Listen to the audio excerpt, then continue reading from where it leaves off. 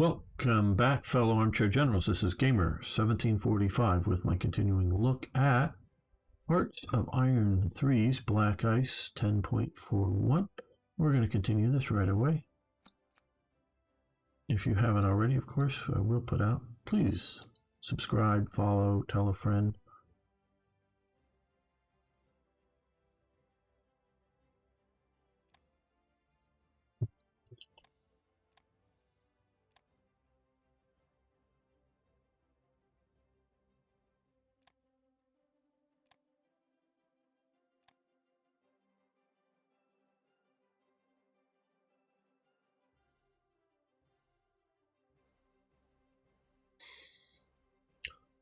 Because they can. Why so many techs in Black Ice? Well, now these here, you don't actually get to research. These are picking your choices from for the support brigades. What had been a hidden tech is now observable, so you can see what the effects of them are. So this is just actually informative. It's been there for some time, going quite a ways back. So that's just been there.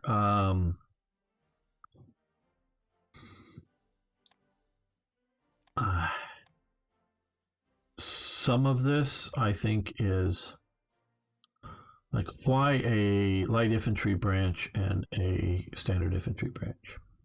Well, this is sort of because of me, actually. I mean, not just me, but I was the one. They actually went back to wanting to do these kinds of, these elements here, these four elements, and having them both for a standard infantry and a motorized army infantry. And I just rebelled. I mean, I just said, F no, you bastards, basically. That's why, because with standard, it's been so long, but in standard they had like motorized small arms and whatever, and standardized small arms. They're the same freaking rifles.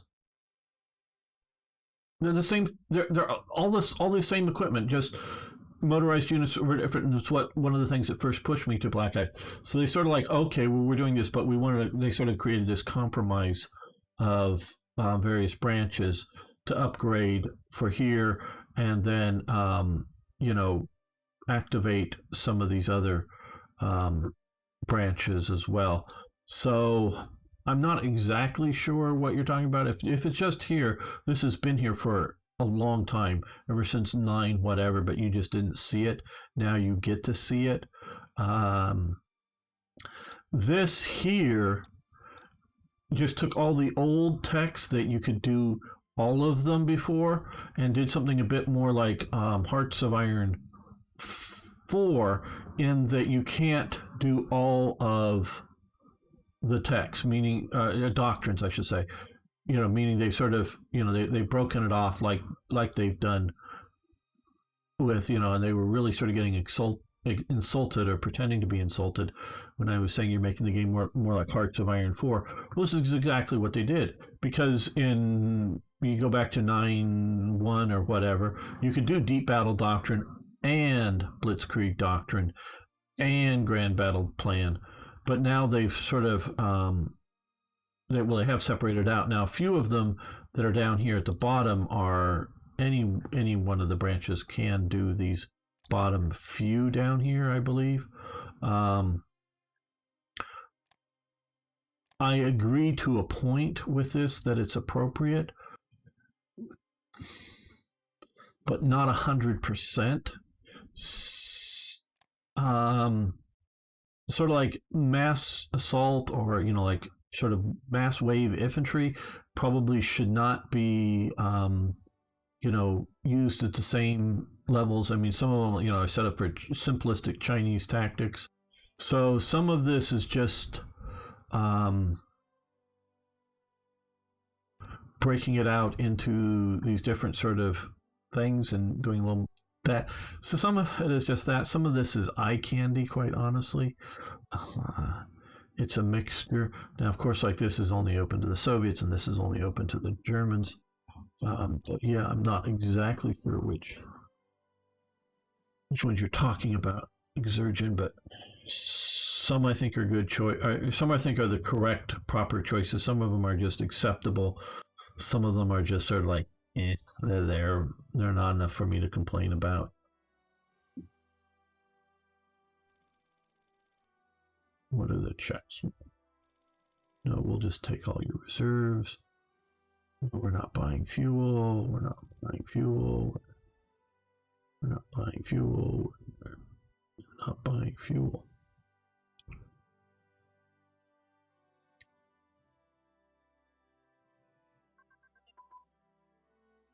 Okay, small ship. Fire control. We'll let that continue. What else gave me more? Chart. Oh no, it's this grade one. I was thinking it was damage control. Just saw control. Okay, well, with that,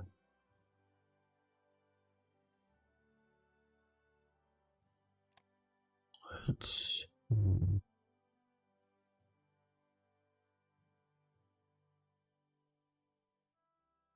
Let's do this. Well, let's do battlefield. So I want commerce defense eventually. Also want that, but that's much later. Getting some of these texts. We can research some of these now. Sure thing. Always happy to try to explain my understanding of stuff.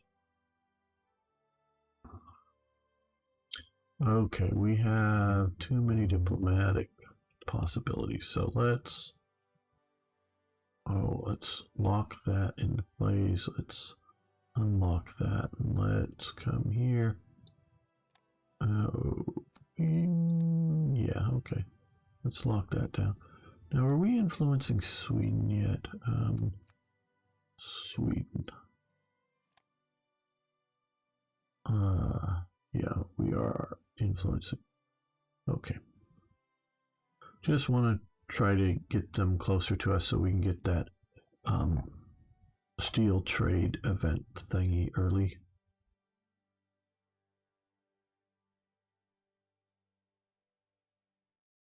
Okay, more. Yes, we need to assign.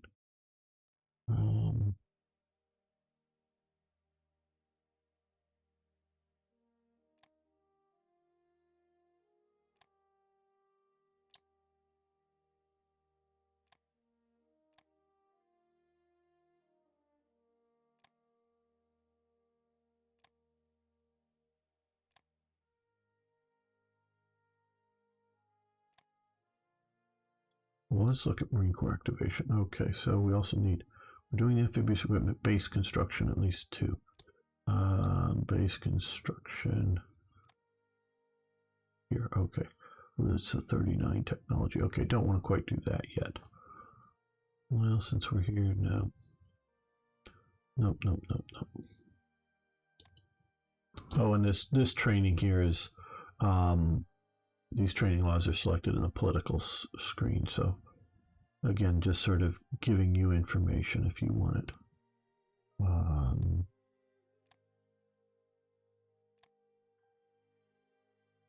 Instead of keeping it hidden.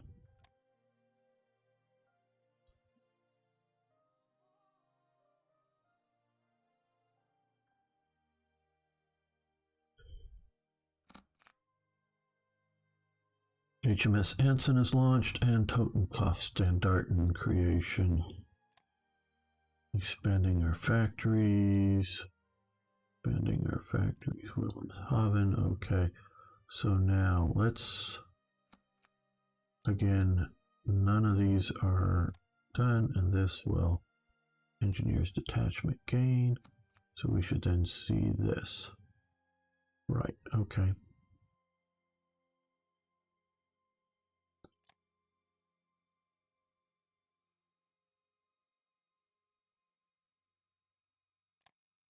Buying copper and stuff from nations, more factories. SS Junkerschulen. Get us more leadership.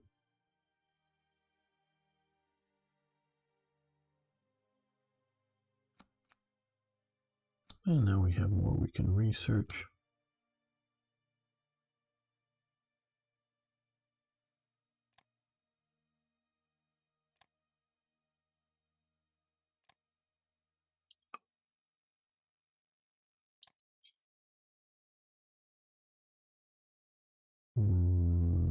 guess we'll do armored cars. And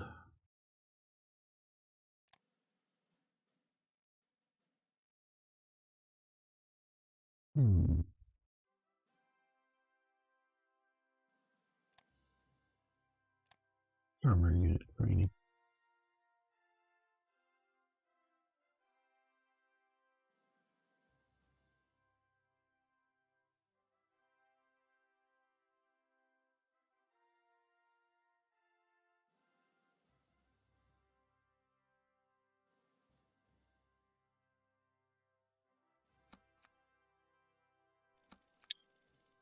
Recon cavalry.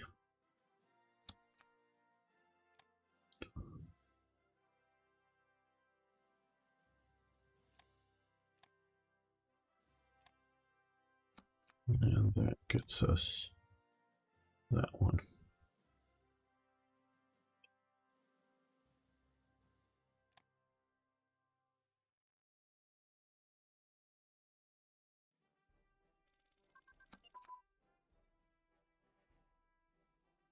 Analyzing the Great War. Yay. Well, that's one of these down the bottom. Okay, yeah, we're going to let that continue. And yes, we want to upgrade those.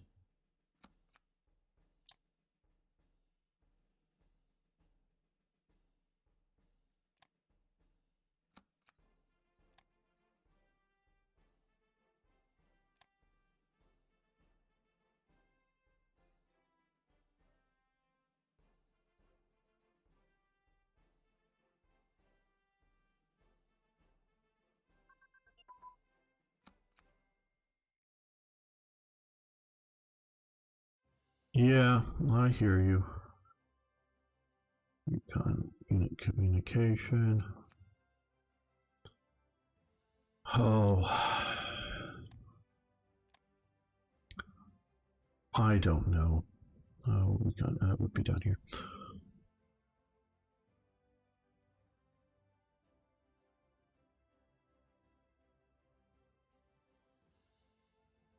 Okay, let's stop both of these. Let's do that. You know. Okay, here we are. Special Forces combined.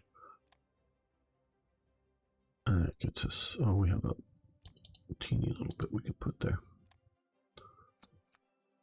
How much to lament over this type of stuff? I don't know. Okay, we got a bunch of stuff built that will allow us to build more things.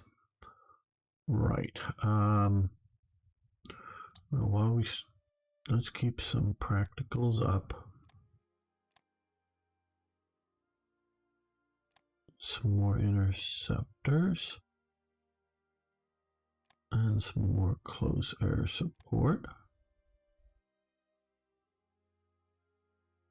There's a lot we can lament over. What's going on? Okay, well, what I think we should also see about doing here is ordering some of these as well.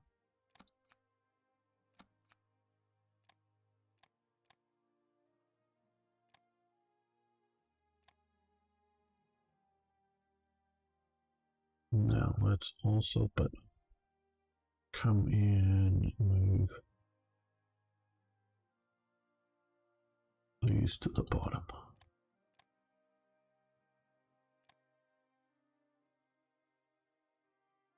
Let's give it a day to have this readjusted.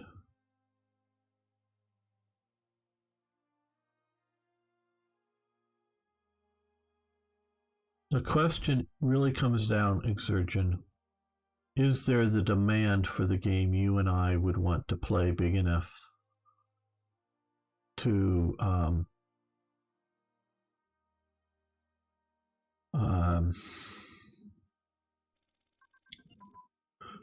make producing it worthwhile? Hearts of Iron 4 is super popular. And so my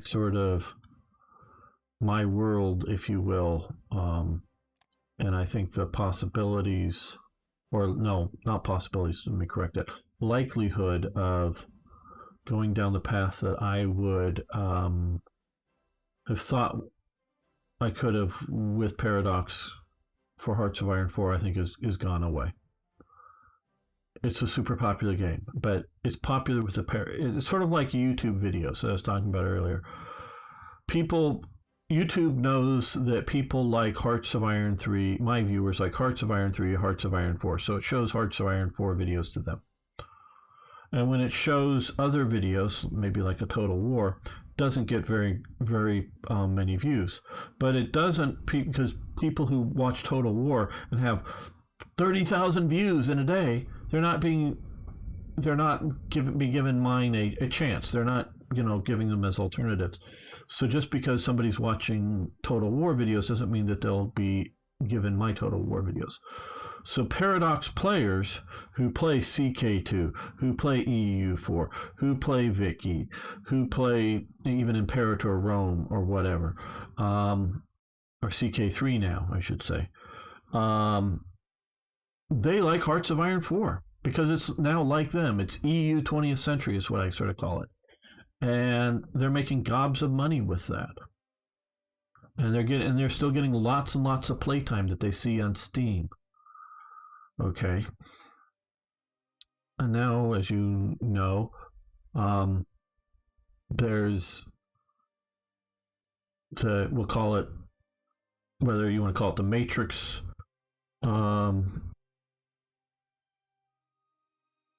player base or the Slytherin player base. They're the same company, but slightly different player bases.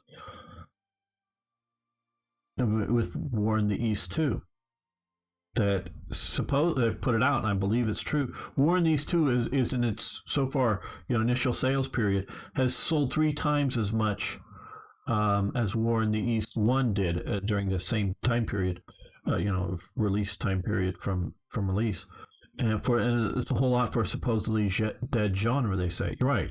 I do think that there is a historically based, a grand strategy game, if done properly, is not locking you into what is sort of War in the East 1 or 2 or whatever, because that's just a strategy game of a particular front. Meaning you make grand, do you declare war on the Soviet Union as Germany or not? Or do you do it? When do you do it? Do you do it in 1940? Do you do it in 1942? Do you do it early 41? Those are the kind of decisions you want to make for a grand strategy game, not be shoehorned into what happened in history, because if you want, we have other games that sort of deal with smaller elements. Refighting the Battle of Kursk, you set up basically either side, gets the forces that they had, and maybe the German side takes 1/3 of the northern pincer movement and moves it to the southern pincer movement or something. You may or may not, depending on the thing, or sometimes maybe you fight with the initial deployments even, but let's say you even give them a flexible deployment. And the Soviet player, whether it's AI or human, especially if it's human, may redeploy the Soviet forces, but you're only using the forces that were available at the Battle of Kursk, and you're refighting it over. That's a wonderful thing to do. I love games like that. I'm not trying to knock that, but that is not what a grand strategy game is as a war game. Now, it would take more than a year. Now, you can throw more resources at it to get it done faster than 4 or 5 years, but it would probably take years to build, whether you call it Hearts of Iron or you start fresh. And I don't have the coding skills, but I might have the management, and I do think I have the management skills, but the vision skills, the sort of whiteboard type, whether done on a virtual one on the computers or literally whiteboard, designing the game, if you know what I mean. Then you let the coders go in and actually build the game. I think with others and help, design the game so that it would work well and be good. And again, it wouldn't be a copy necessarily, or it could be Hearts of Iron 6, or it could be, if it was a Slytherin game, rebranded as something else, and it's not copying, because Hearts of Iron, as much as, because I see some people are um, chatting, but um, I've had the idea of, before the date, and before I ever knew about it, but even before the date of the first Hearts of Iron release, number one, I had the idea of, you should be building equipment, not units. Now, of course, this is going back to the board game level, knowing and dealing with early computer games, and knowing that someday this was going to maybe come, that you don't build Panzer Division or Panzer Corps chips. You build tanks that you then fill into units. So the concept isn't really created with Hearts of Iron 4 kind of thing. It's sort of a real world concept that now computer technology is caught up to, that you can have how many Panzer IIs and how many Panzer Is in a particular Panzer division, that determines how effective, or at least some of the factors of how effective that tank division is when it's invading France or Poland or whatever. And that the idea is, you don't magically upgrade, like in Hearts of Iron 3 you don't magically upgrade a Panzer I into a Panzer IV. You might turn it into a, this is again some of the good things about Hearts of Iron 4, you might turn it into, a Panzer Jaeger 1, or the Bison, the thing with the 150 millimeter gun on it. Excuse me. Or like Spain did, of sort of cutting the top of the turret off and adding a bit more, and then putting a 20 millimeter gun into a Panzer I. They did that in Spain. I'm not sure if they did that before or after the Germans left.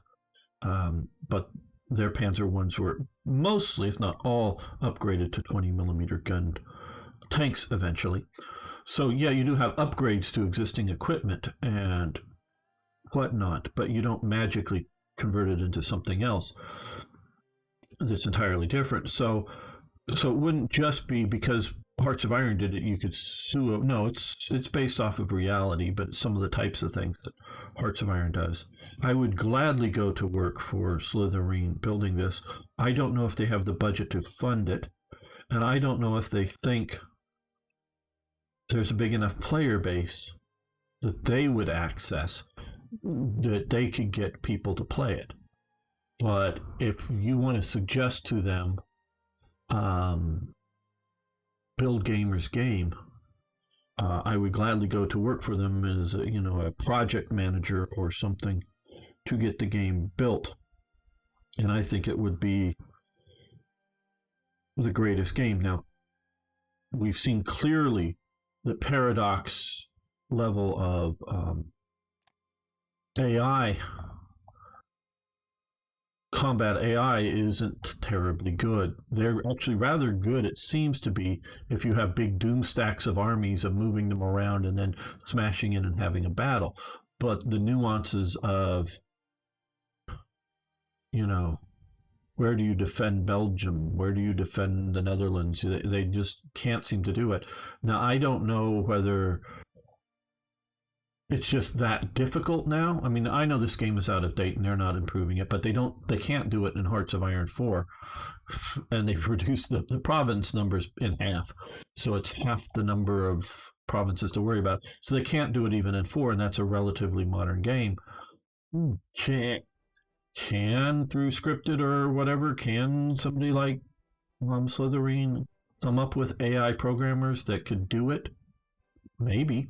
I obviously am nowhere near qualified to even consider starting to program it. Like my friend, I call him my friend, I think we're friends now, Alvaro, who is really the core maker, basically. I mean, I do believe they've contracted some bits and pieces out to some other people over time, but he's the AI programmer as well as the game programmer for Warplan, both currently Pacific and the earlier one.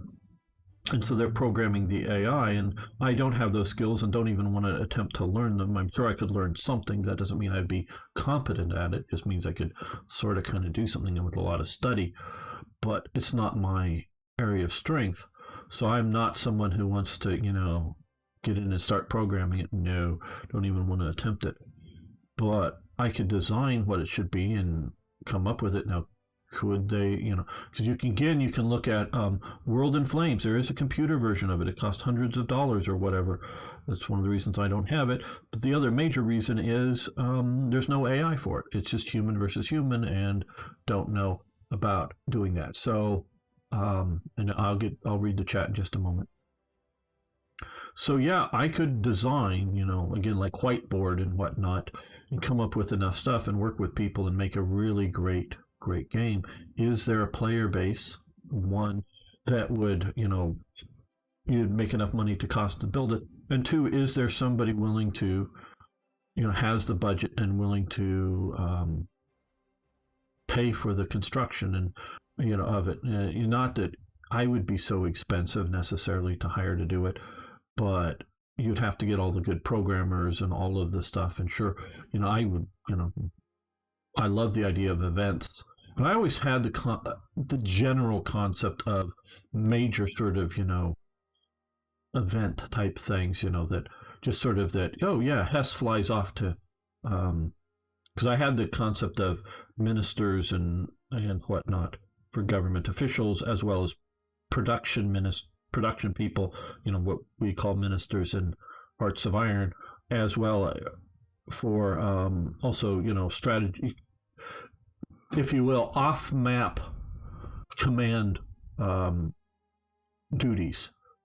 Definitely had the idea of, this guy is commanding the Western Front and this guy's commanding the Corps within it, all that stuff. But just the idea of guys back in Berlin or back in Washington that are making, doctrinal command ideas. So basically this type of thing here for that you see in Hearts of Iron 4 that would have different effects, and mine would have been different, and I would do it differently. I'm not going to explain in detail here. So definitely had these type of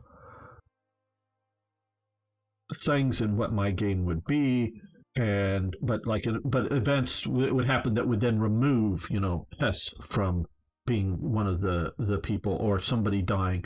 But now that with my work in TRE, it would be much more like TRE, in that there's lots of flavor and other sort of events that would be triggered. And sure, I could be the guy making the event images. You see, I'm reasonably competent of that. So I could be hands-on on an element of the game, but you'd have to hire other competent people to very good people to do other elements, and that would be somewhat expensive.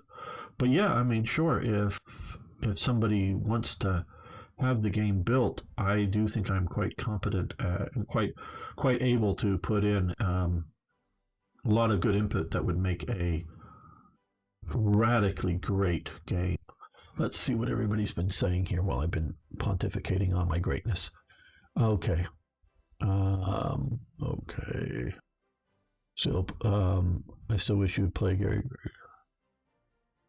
Yeah, it's not going to happen, Arno. I'm going to play the War Plan Pacific and War in the East 2. I don't think I'll get enough views for War in the Pacific. Anyone want something to eat? Yes, get something to eat. Very good idea. I will in a while. Same, I'm a manager. Yeah, and well, yes, we know you're Dutch. Arno, is that the Dutch is another term for evil, I believe? That's the demons you're speaking of. Actually speaking to you. Okay, fish going on about nonsense. I thought tank fairies did that. Yes, okay. For me, games are lacking usually when they're only one stage of resources without middle processes. Yes. How deep do you... one of the concepts that I had, and again for minister type things, was to have, for a war game like this, to have 3 basic modes for something like let's say tank production. you could click one mode and it would do historical. And so it is reasonably as close as possible. The game would try to do tank production as close to whatever, for whatever nation, the historical tank model, design decisions, production levels. Now, obviously, it wouldn't necessarily be exactly the same, because would bombing damage be the same or not? Now, something like for the USA, it probably would be, because there's no real external limitations on what they were producing, meaning there wasn't major steel shortages, there wasn't somebody bombing US factories, so it would just be historical. So that would be one option to click. The other option would be to click it tank production based on whether it's the tank minister or whoever the person is that's determining the production. You know, whether you have like Guderian becomes the head of the inspectorate for tanks or whatever. So if you put somebody in charge of it, whether it's Guderian or Ferdinand Porsche, so you end up with all heavy tanks, it would sort of be based upon the minister you pick. Or the third option would be micromanage, and then you just micromanage it all, and as the player. Now, who the minister would always be there, and he might have effects, meaning more rapid production of light tanks, or it might modify either one of the other options as well a bit. But you would have the three basic options for each. Because let's say, because I like tanks and a ground forces, focused player, I would probably want to micromanage tank production and worry about when switching over. But I might just turn it over to AI for making decision production for submarines, and AI production for decisions on making bombers or something like that. And whether I want to go historical or go with a focus based upon who I put in charge of it, that could vary. And so that was one of my ideas for the game. So, some people talk about filthy casuals. Well, it's not just filthy casuals, but if you don't want to dig down into the weeds on certain elements of the game, like iron and coal, get steel, and then depending on the amount of steel you have, it goes to tank productions or something like this. So you can just sort of let a lot of that sort of chug along for different ministries. You could put it on historical, and so they would sort of roughly try to do historical steel production and mining resources.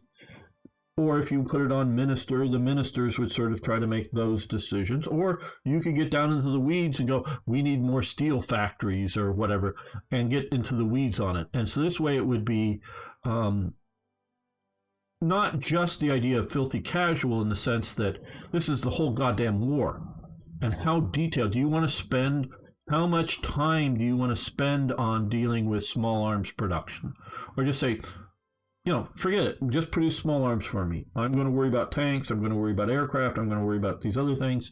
And hey, just try to keep the steel rolling. And so have it so that different types of AIs that are running for each nation, that you can override if you wish, or how, depending on the settings, it follows certain patterns. So it's following, like I say, historical or minister-based patterns. So it doesn't have to really think too much. It just, minister is X, so we follow X plan based on that kind of thing. And so, yes, you don't have to have a game that burdens the player with too much detail in these areas, or if they wish to go down that rabbit hole, they can choose to do so. So, Lord, have that sort of scaling, if you will, of detail. Okay, War in the East is claiming it's AI. It's the best AI. Well, I think they've probably done a good job. We will get player feedback.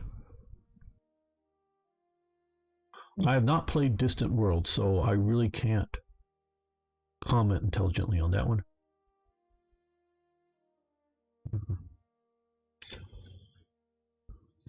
Any chance of you doing? Yes, I'm going to. Hello, David. I guess we were talking earlier. I will be doing a War in the East playthrough but not west. Right now, all of the views are going to be going towards war in the east too, and I don't want to be running too many series all at once. So that's going to be war in the east is what's going to be, not war in the west. Sorry, but yeah, that's always go Porsche boy. You need those green electric diesel tanks. Yes. I mean, there is not necessarily ample mining of made coal, middle stage, important show because cases, choke points to make steel. Right, yeah. And so, you know, to do it right, I guess this is to a point become a sales job for my vision of what I would make a grand strategy game. And it would be a monumental effort, a huge task. And because of that, because I do know they did a bunch of research for Hearts of Iron 4 on some of their resources and stuff. I just know pieces of it, but more research needs to be done on some of the stuff, on production, on resource, raw material resources that are potentially there, and dig into it. That it would take a lot of work to do what I want to do. And I just don't know if anybody's out there who would fund it. And I don't think a GoFundMe. I mean, maybe there's, that would be great. Oh yeah, and I don't know what the budget would even be. I don't even have enough competency to say that. Oh, good, you got your. Good, no, great. Greatly see it once I can on Twitter. That Exurgent is a very good military miniatures painter. Really good quality. You should follow his, if you're interested in that, follow his Twitter. You can post a link to your Twitter if you want here, Exurgent account.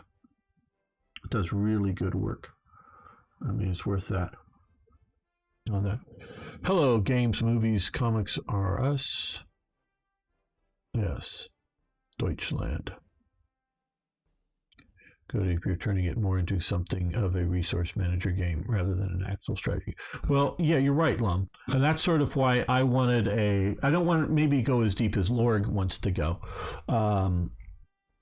But the idea of resources being a limiting factor, which they were in World War II, should be there, should be interruptible or destroyable, like we can see the Dam Busters raid, blowing the dam, flooding out a lot of those resources. Now, I do believe after that raid, a lot of the production facilities came back online eventually.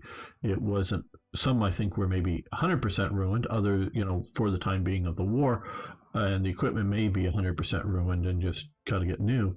I don't know the details of the after effects, but I do understand that part of it was just, the electricity that the dams made was gone, of course. And the downstream damage was done and significant, but some of that was brought back online.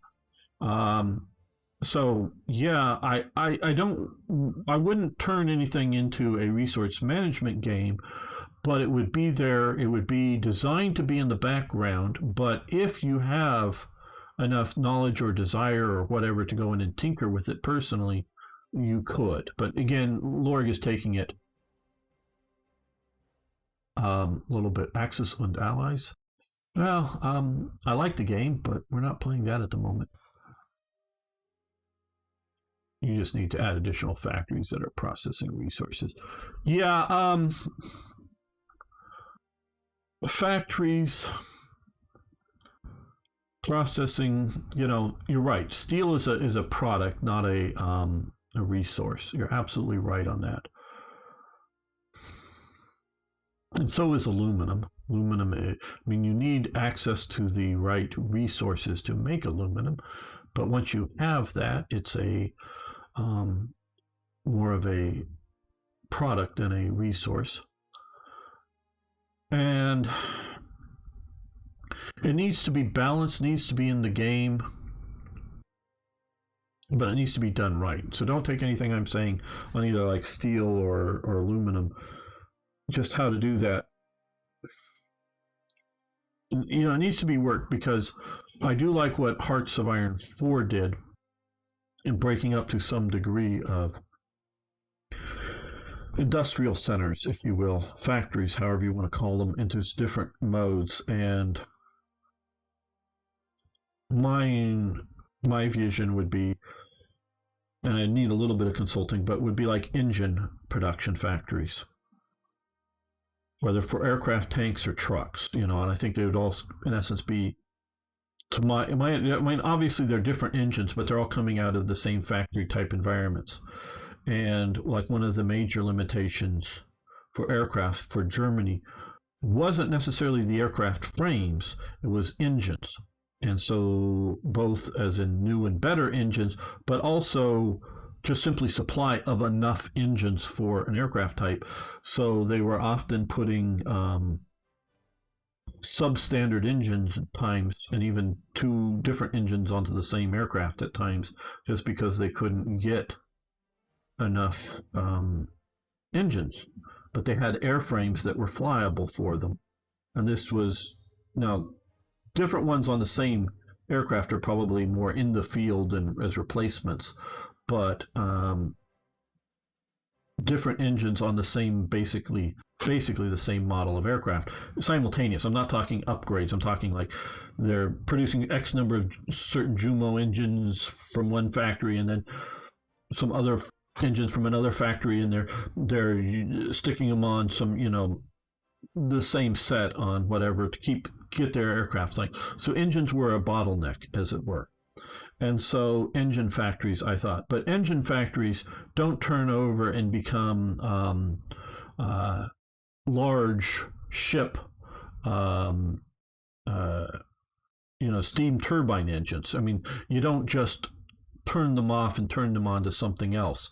So the idea of ship factories or shipyards or whatever you want to call them as being something different, and not just swapping back and forth and dynamic ICs like we have in Hearts of Iron 3, that one day could be building a battleship, and the next day be building small arms, and the day after that be building huge artillery pieces, whether to go on a battleship or to go on a railway gun. One of my ideas was to have gun tubes in production, meaning, are you building a Pac 40 or 75 millimeter Pac 40 or 75 millimeter Panther gun, or a 75 or whatever millimeter, 88 millimeter or whatever AA gun. They're all coming out of the same set of factories, and you're just doing allocations of stuff. So if you go, oh shit, we're being bombed, switch gun production from anti-tank guns to anti-aircraft guns. That kind of thing would be doable. Or you just put it on like historical, and it sort of historically cranks out X number of anti-aircraft guns, whether they're going to divisions or going to, protecting cities and industrial centers or whatever, so you're just producing AA guns at a certain percentage of production levels based either on history, ministers, or, like I was saying, a detailed person, and they're just worrying about guns. But the same gun manufacturer could be turning out artillery pieces, because it's basically the same technology in production terms.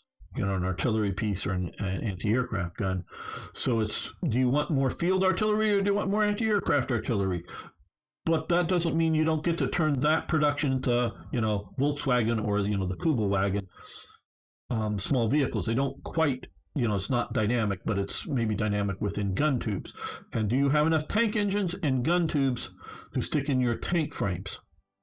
So my idea would have been, and again, all this can be, for people who don't want to dig into it, could all be, well,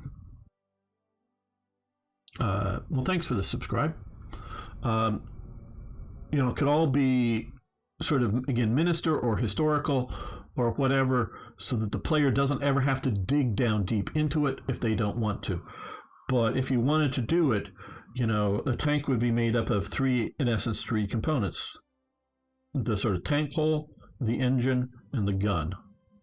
And depending on production levels, that would determine it. Because you can look again at the Jagdpanzer 4.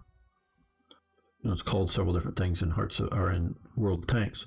But they were at times simultaneously putting the L-48 gun into the Jagdpanzer hull and putting the L-71 gun, I believe it is, or is it L-74, whatever.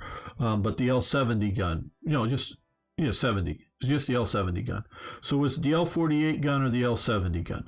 And to the point, from my understanding from watching, I think it was Military History Visualized, it was depending upon what guns they had in the factory that day, what was showing up, because it's late war and there's bombing and availability of guns. And so if they had the L-70 gun, they were putting that in there, and they would build ammo racks into the vehicles that would hold that type of ammo. And if they had the L-48 guns available, because they didn't have the other ones available, they'd have ammo racks sized for the slightly smaller rounds that would go into it. And so they would make, because they would know days out ahead and what ammo racks to sort of mount into the tanks, the tank destroyers, but whatever.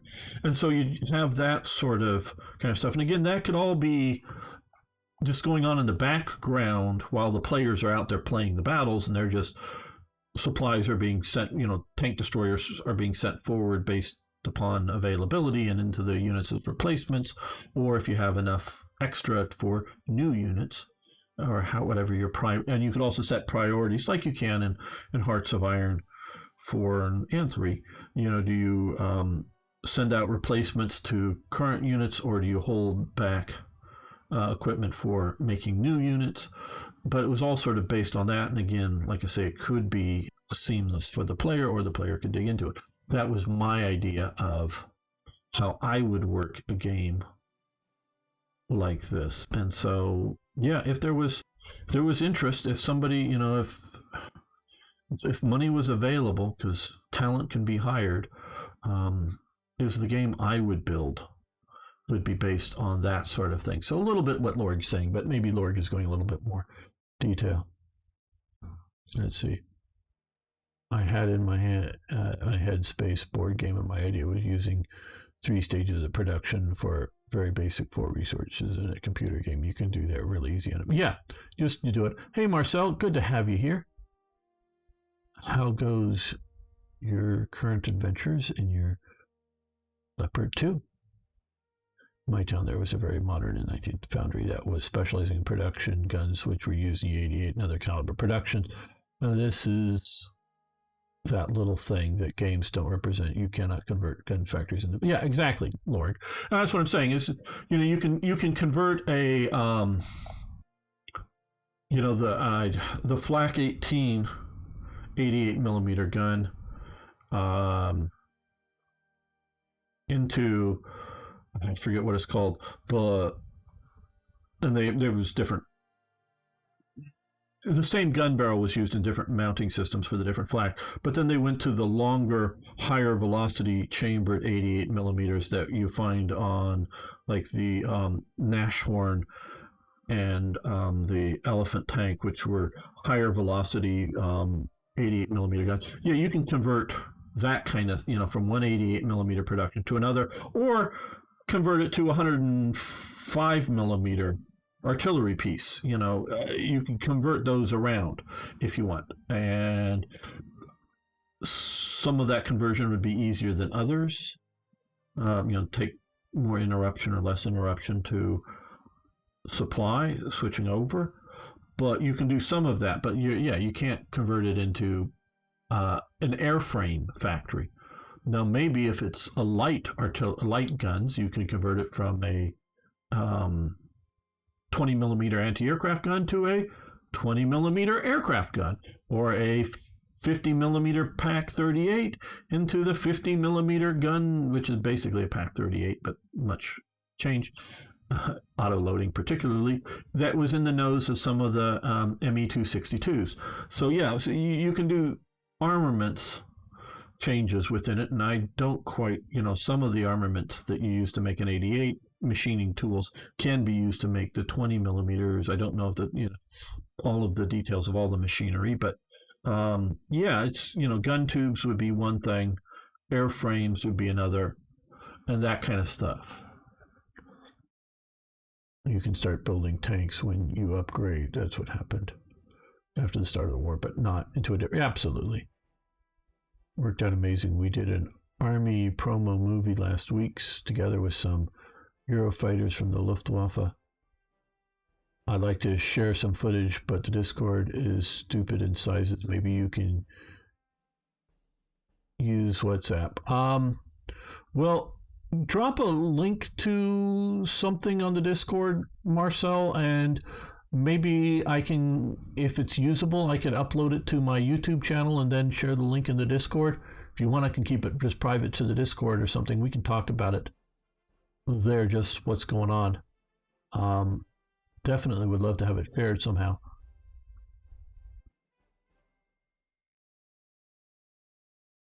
The BMP ones.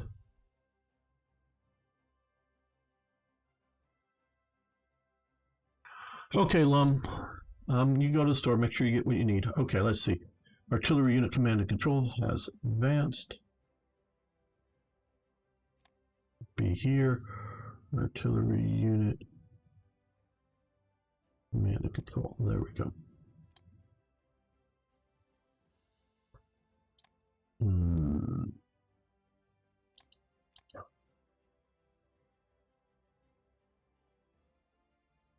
I think we're going to start working on infantry guns for the infantry.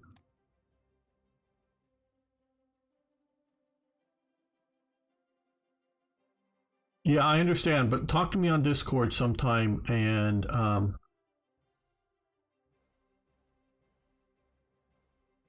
so yeah, some way that I can get the thing and host it. So you're on your phone. Okay, well, yeah, again, I can talk to you a little bit more on Discord and